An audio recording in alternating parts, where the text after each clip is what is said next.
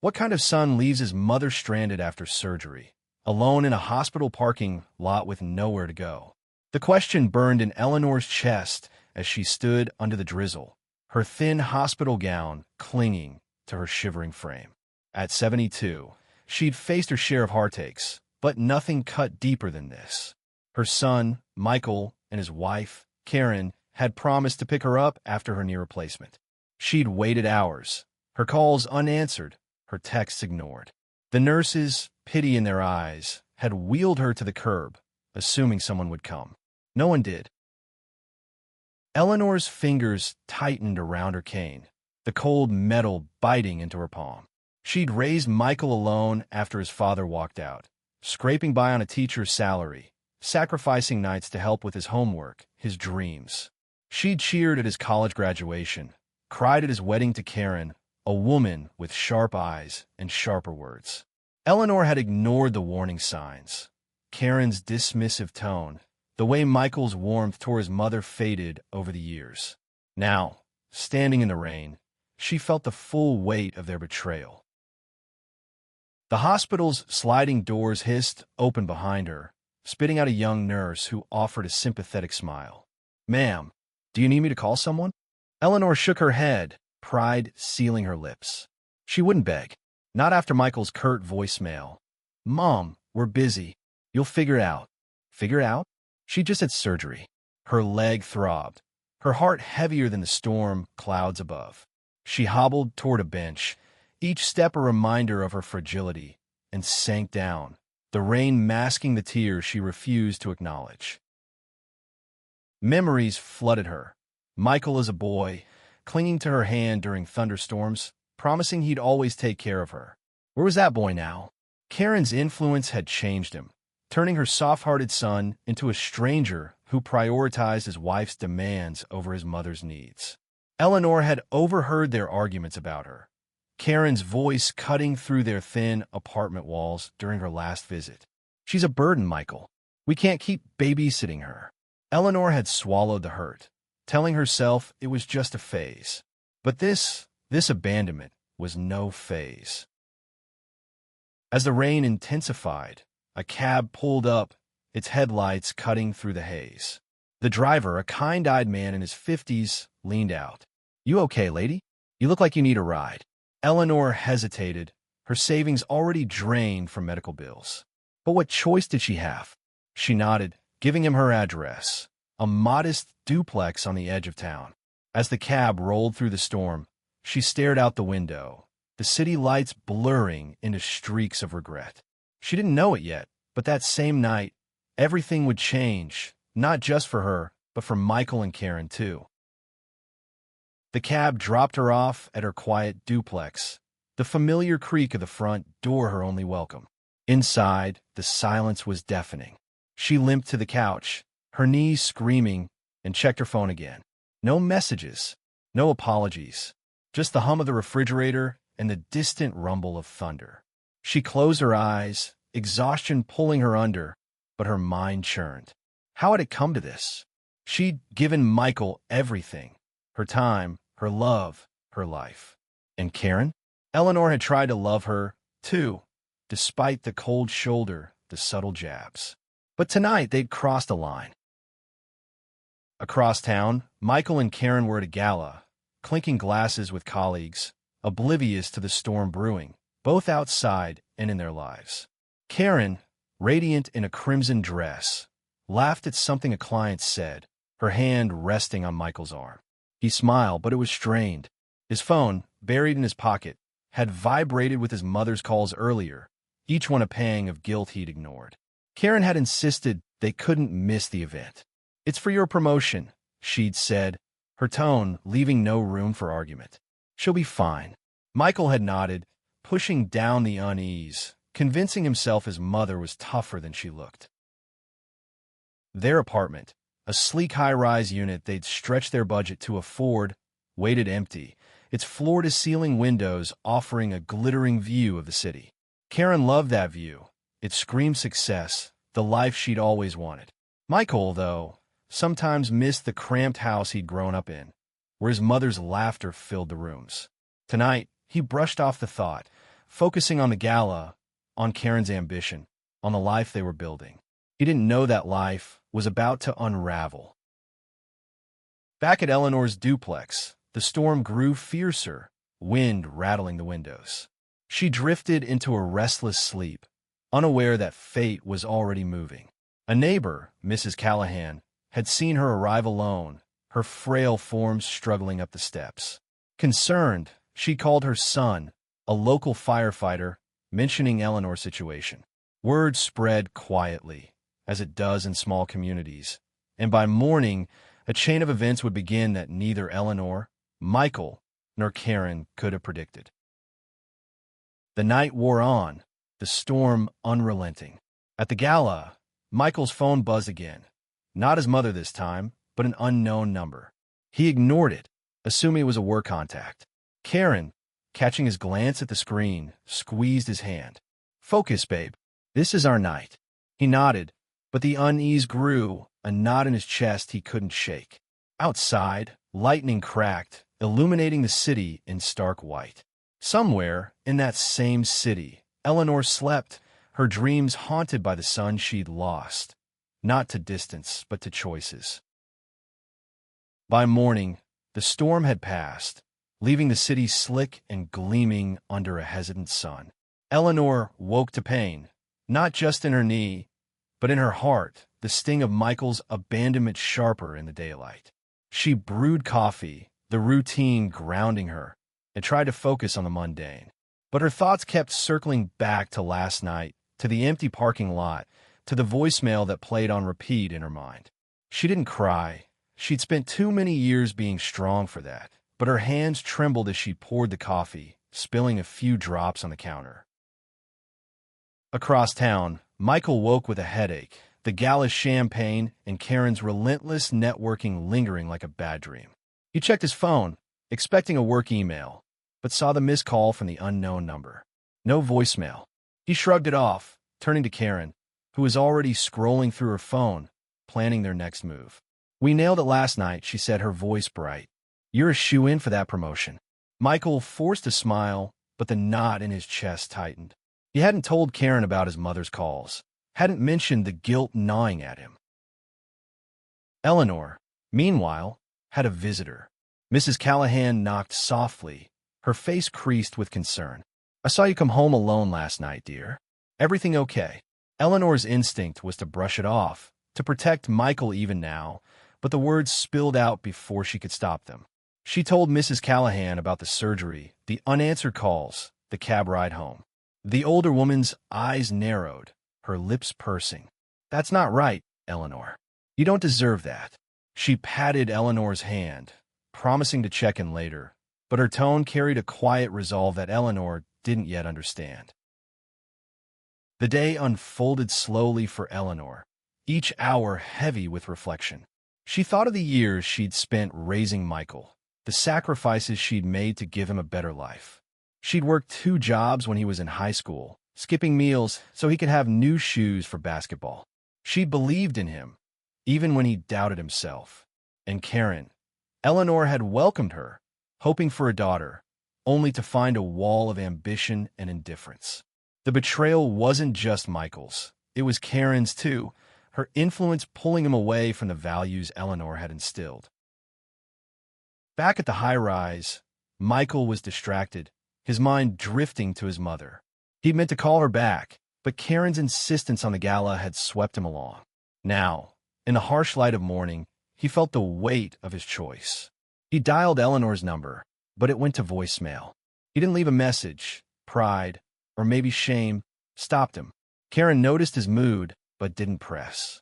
She was too focused on the email she'd just received, an invitation to a follow-up meeting with the firm's partners. "This is it, Michael," she said, her eyes gleaming. "Our ticket to the top." As Eleanor sat alone, flipping through an old photo album, she found a letter tucked between the pages, a letter she'd written to Michael years ago, never sent. It was from the day he'd left for college, filled with her hopes for his future, her fears of losing him. In it, she'd poured out her love, her pride, but also a warning: don't let the world make you forget who you are. Reading it now, tears welled up, not for herself, but for the boy she'd raised, now lost to a life she didn't recognize. The letter shook her, a reminder of the bond they'd once had, and it sparked a resolve she hadn't felt in years. She wouldn't let this be the end of their story. That afternoon, Mrs. Callahan returned, this time with her son, Tom, the firefighter. He was broad-shouldered, with a gentle demeanor that put Eleanor at ease. "Mom told me what happened," he said, his voice steady but kind. "I know it's not my place, but I checked in with some folks at the hospital. They said you were left there for hours. That's not okay." Eleanor's cheeks burned with embarrassment, but Tom's sincerity disarmed her. He offered to drive her to her follow-up appointment the next day, and though she hesitated, she accepted. It was a small act, but it felt like a lifeline. Meanwhile, Michael and Karen's day was unraveling in ways they couldn't yet see. The gala had been a success, but whispers were spreading at the firm. A colleague, overhearing Karen's dismissive comments about Eleanor's surgery, had mentioned it to his senior partner. The firm prided itself on family values, and word of Michael's absence from his mother's side was starting to raise eyebrows.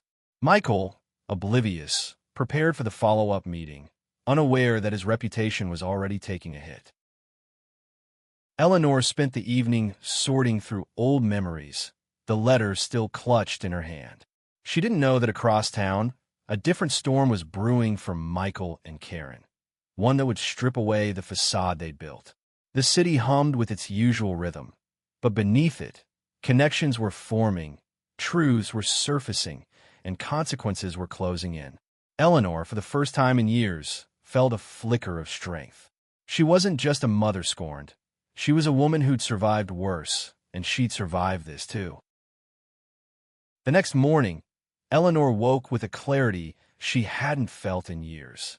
The letter, now folded neatly on her nightstand, had rekindled something in her, a resolve to reclaim her dignity, if not her son. She dressed carefully, her movements slow but deliberate, and waited for Tom to pick her up for her appointment.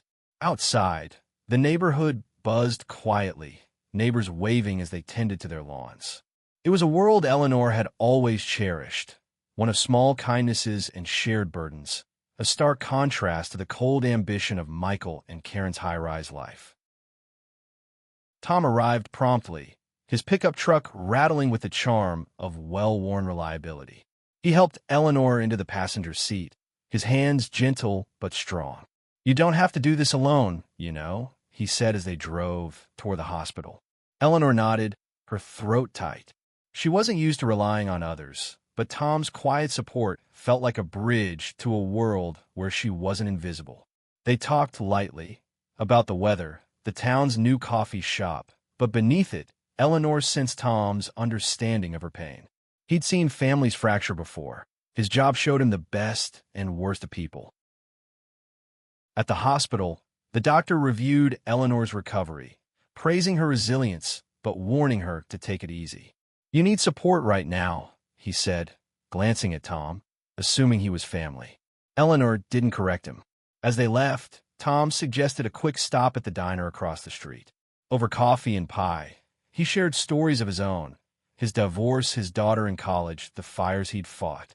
Eleanor found herself laughing, a sound she hadn't heard from herself in months. For a moment, the weight of Michael's betrayal lifted, replaced by the warmth of human connection. Across town, Michael and Karen were stepping into the firm's sleek conference room, their confidence polished but fragile.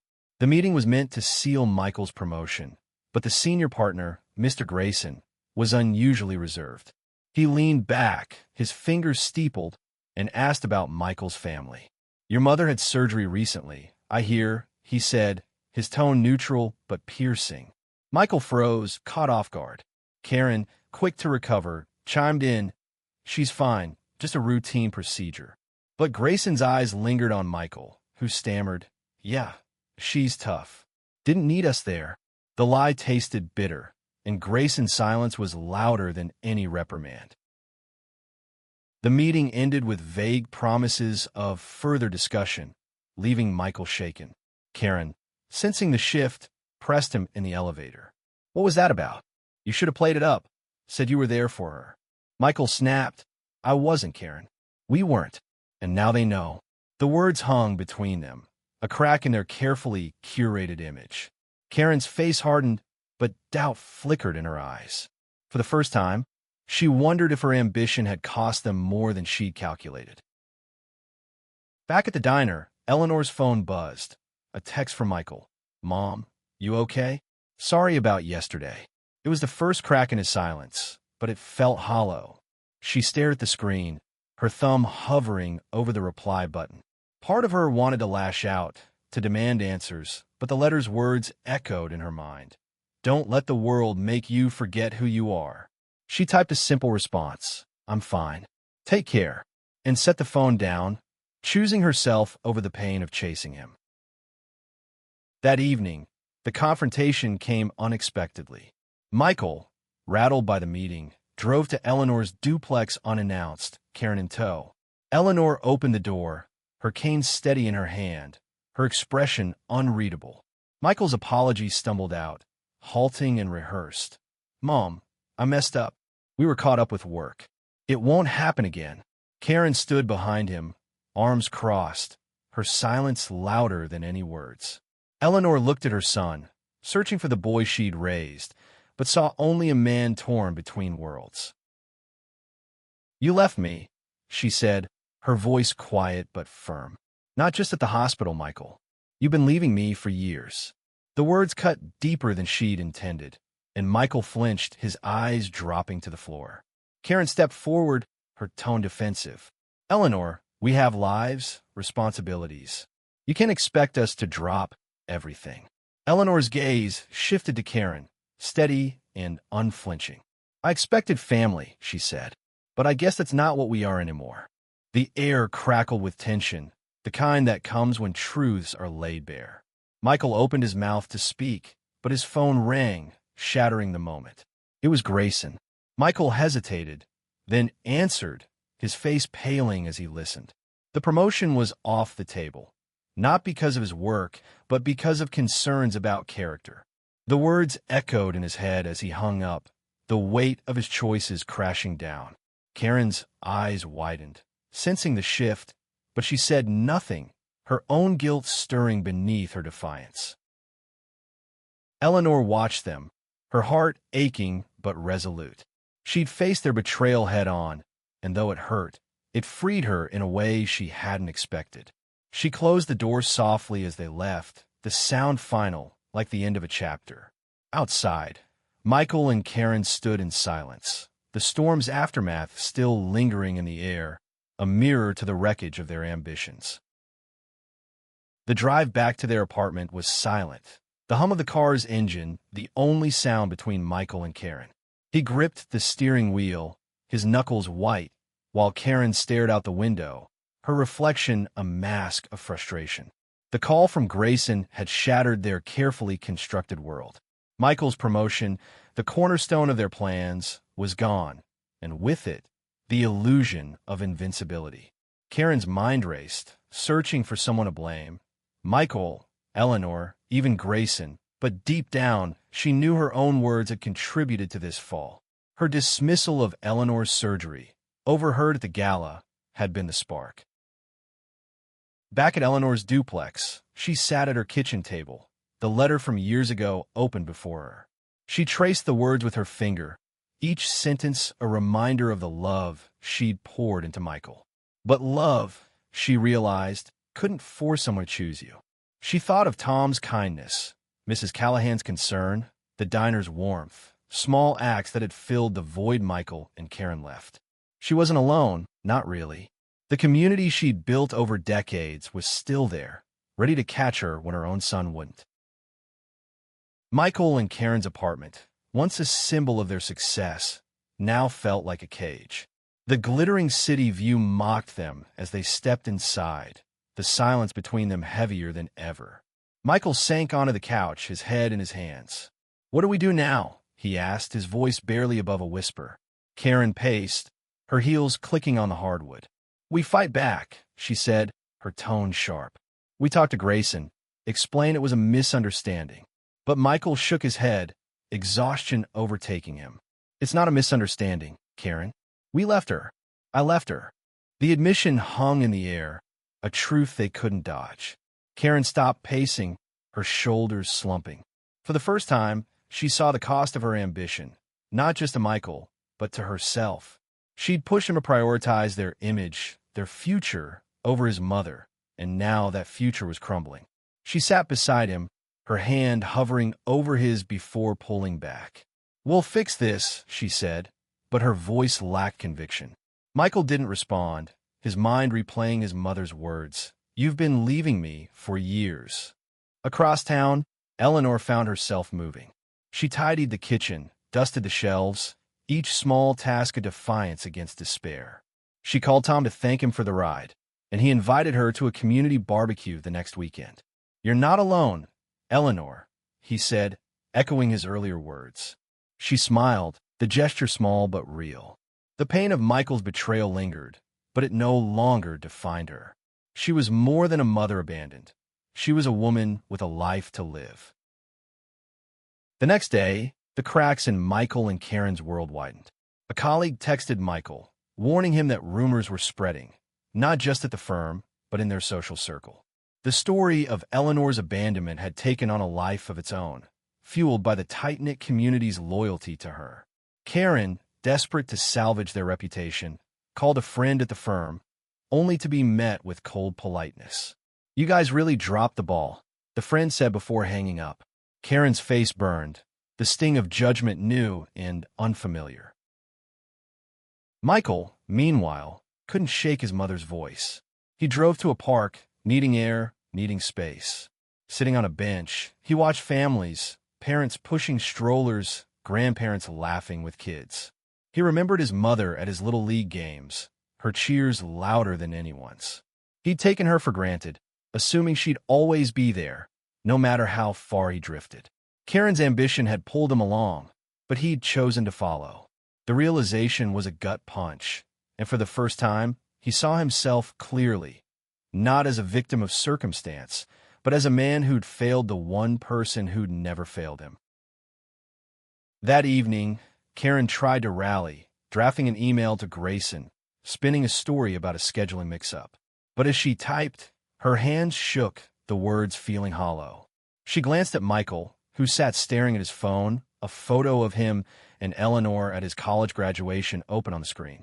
The distance between them, between who they were and who they'd become, was a chasm. Karen deleted the email, her resolve crumbling. She didn't know how to fix this, or if it could be fixed. Eleanor, unaware of their unraveling, found herself at the community center the next morning, helping Mrs. Callahan set up for a bake sale. The room buzzed with familiar faces, people who'd known her for years, who asked about her knee, who cared. She felt a spark of purpose, a reminder that her life wasn't defined by Michael's choices. As she arranged cookies on a table, she overheard a neighbor mention Michael's name, a murmur about the hospital incident. The gossip stung, but it also empowered her. The truth was out, and it wasn't her shame to carry. By nightfall, Michael and Karen's world was in freefall. Grayson called again, this time with an ultimatum, a formal apology and a leave of absence or termination. The firm couldn't afford the PR hit, he said, not with their family-first reputation. Michael listened, numb, as Karen's face drained of color. They'd lost more than a promotion. They'd lost the trust of their peers, the foundation of their carefully built life. As they sat in their too-quiet apartment, the city lights mocking their fall, Michael whispered, "We did this to ourselves." Karen didn't argue, her silence a confession. The city woke to a crisp morning, the kind that promised new beginnings, but for Michael and Karen, it felt like an ending. Their apartment, once a trophy of their ambition, now seemed sterile, its sleek surfaces reflecting their hollowed expressions. Michael hadn't slept, his mind caught in a loop of his mother's face, her words, the life he'd traded for a promotion that no longer existed. Karen, usually quick with a plan, sat motionless at the kitchen counter, her coffee untouched. The silence between them was a third presence, heavy with unspoken regrets. Eleanor, meanwhile, was finding her footing. She spent the morning at the community center, her hands busy with tasks that felt meaningful, sorting donations, chatting with neighbors, laughing at their stories. Mrs. Callahan watched her with quiet pride, noting the light in Eleanor's eyes, a spark that hadn't been there days before. "You're stronger than you know," she told Eleanor as they folded tablecloths. Eleanor smiled, the words settling into her like truth. She'd spent years defining herself through Michael, but now she saw herself anew, a woman who'd survived loss, who'd built a life worth living. Across town, Michael faced the wreckage of his career. He met with Grayson, offering an apology that felt inadequate, the words sticking in his throat. "I let my mother down," he admitted, his voice low, "and I let the firm down." Grayson nodded, his expression stern but not unkind. "Character matters, Michael. Fix things with your mother, and maybe you can fix this." The leave of absence was confirmed. "A month to reflect," Grayson said. Michael left the office, the weight of his choices heavier than ever. Karen, left alone in the apartment, tried to rally. She called contacts, pitched ideas, but the responses were tepid, the rumors too loud. She saw their life slipping away, the dinners, the connections, the status she'd clawed for. For the first time, she questioned her own role in it all. She'd pushed Michael, yes, but she'd also believed they were building something worth sacrificing for. Now, staring at the city skyline, she wondered if she'd been wrong. The thought was a knife, sharp and unfamiliar. Eleanor's day took an unexpected turn when Tom stopped by the community center, his firefighter's jacket slung over his shoulder. "Heard you're the star of the bake sale," he teased, handing her coffee. They talked, the conversation easy, and he mentioned a volunteer project, a community garden in need of hands. "You'd be great at it," he said. "You've got a way of bringing things to life." Eleanor blushed, the compliment warming her.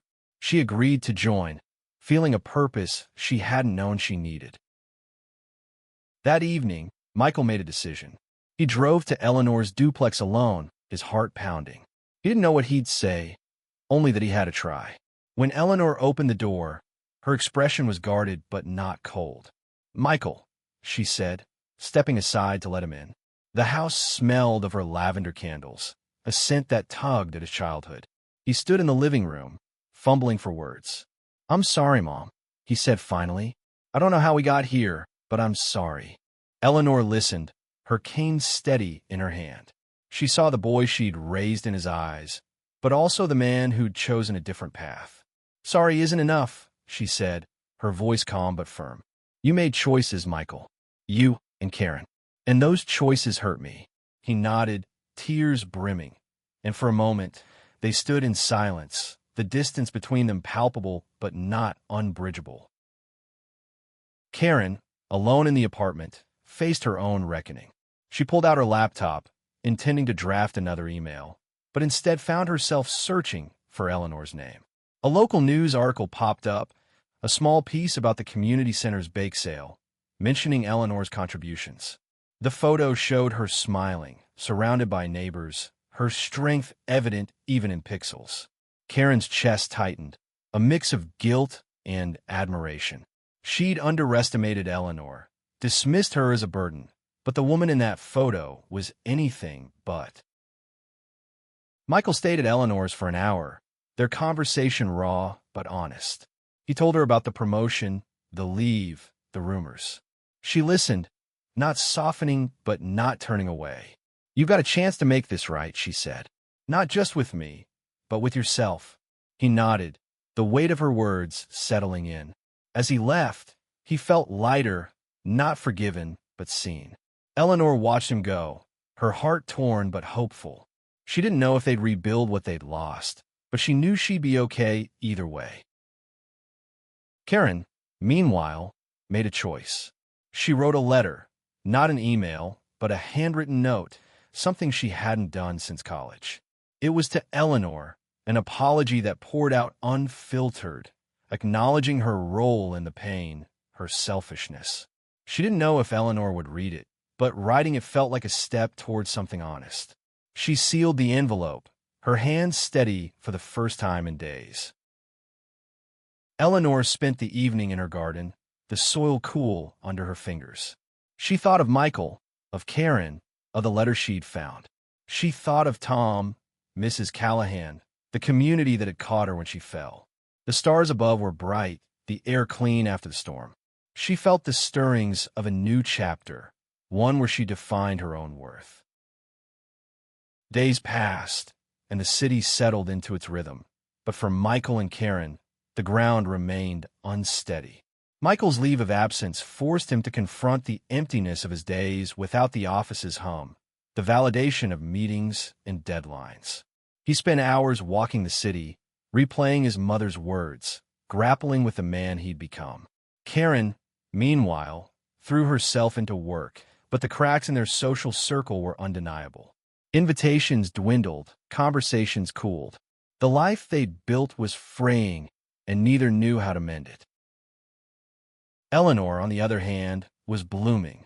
The community garden project with Tom became a daily ritual, her hands in the earth, planting seeds that would grow into something lasting. Neighbors stopped by, offering advice or just company, and she found herself at the center of a web of connection she'd forgotten she had. Mrs. Callahan brought her cuttings from her own garden, and Tom shared stories of his daughter, who was studying abroad. Eleanor listened, her heart full, realizing that family wasn't just blood. It was the people who showed up. Karen's letter arrived on a quiet morning, tucked into Eleanor's mailbox. She opened it, expecting a bill or flyer, and froze when she saw Karen's handwriting. The words were raw, unguarded, an apology that didn't excuse but owned. "I was wrong," Karen wrote. "I saw you as an obstacle, not a person. I pushed Michael away from you, and I'm sorry." Eleanor read it twice, her emotions tangled. She didn't forgive easily, but the letter felt like a crack in Karen's armor, a glimpse of someone trying to change. She didn't respond right away. Instead, she took the letter to the garden, reading it again under the shade of an oak. The words stirred memories of Karen's early days with Michael. Her ambition, yes, but also moments of warmth, like when she'd helped Eleanor bake for Michael's birthday. Maybe Eleanor thought there was something worth salvaging, but it would take time. It would take more than words. Michael, meanwhile, was taking steps of his own. He started volunteering at a local shelter, a choice born from his mother's influence, her years of quiet service to others. The work was humbling, serving meals, listening to stories of struggle, and it grounded him in a way the firm never had. He thought of Eleanor constantly, her strength, her resilience. He wanted to earn her trust again, not with grand gestures, but with consistency, the way she'd always shown him. Karen joined him at the shelter one day, hesitant but curious. She'd mailed the letter but hadn't heard back, and the uncertainty gnawed at her. Seeing Michael there, his sleeves rolled up, talking to a homeless man with genuine care, shifted something in her. She'd always seen his softness as a weakness, something to mold into ambition, but now she saw its strength. She helped serve lunch, her movements awkward at first, but the act felt right, like a step toward redemption. Eleanor heard about their volunteering through Mrs. Callahan, who'd heard it from a friend at the shelter. She didn't know what to make of it. Part of her wanted to believe in their change, but another part, scarred by betrayal, held back. She focused on the garden, on the community center, on the life she was rebuilding. Tom invited her to speak at a community meeting about the garden project, and she surprised herself by agreeing. Standing before her neighbors, sharing her vision for a space that would feed and unite them, she felt a power she'd forgotten she had. Michael and Karen's world continued to shift. The firm offered Michael a chance to return, but at a lower position, a humbling step back. He accepted, knowing it was a chance to rebuild, not just his career, but his character. Karen, too, faced changes, her project stalled, her reputation bruised. She started questioning her priorities, spending less time chasing status and more time reflecting. She wrote to Eleanor again, not expecting a response, but needing to keep the door open. One evening, Eleanor invited Michael to the garden. He arrived alone, his hands in his pockets, his expression nervous but hopeful. They walked among the raised beds, the air thick with the scent of soil and growth. "This is what I've been doing," Eleanor said, gesturing to the sprouting plants. "This is what keeps me going." Michael nodded, his throat tight. "I'm trying, Mom," he said. "I want to be better." She looked at him, seeing both the boy she'd raised and the man he was becoming.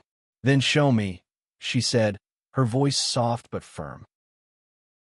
Karen's second letter arrived the next day, shorter but no less sincere. Eleanor read it in the garden, the words mingling with the rustle of leaves. She felt a flicker of hope, not just for Michael, but for Karen too.